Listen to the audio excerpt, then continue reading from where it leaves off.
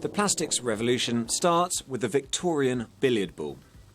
Since then, plastics have taken on a bewildering number of shapes and colours. And they've changed our world in a bewildering number of ways.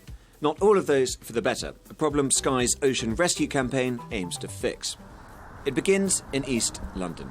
These are the unlikely beginnings of the plastics industry as we know it today, in fact. It was kicked off by a Birmingham inventor called Alexander Parks. In 1862, he was responsible for exhibiting for the first time a commercial man-made plastics material. And that was called Parkersine.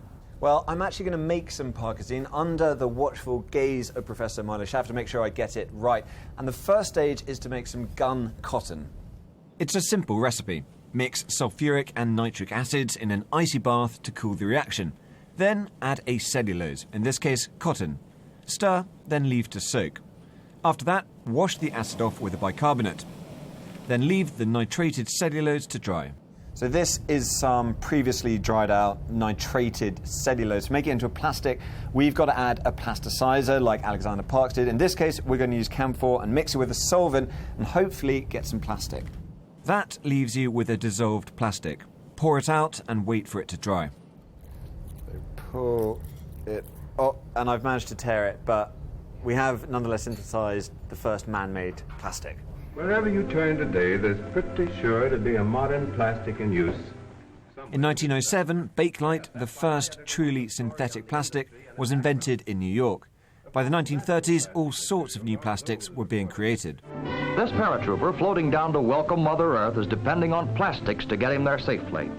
During the Second World War, parachutes were made from nylon, hand grenades encased in Bakelite, and the cockpits of airplanes were made from Perspex. Here is a plane containing hundreds of plastic parts. The war ended and the huge industrial plastic machinery was redirected at consumers. The living room was transformed, decade by decade, as plastics colonised our homes. By the 1960s, plastics was a big enough phenomenon to enter pop culture. Are you listening? Yes, I am. Plastics.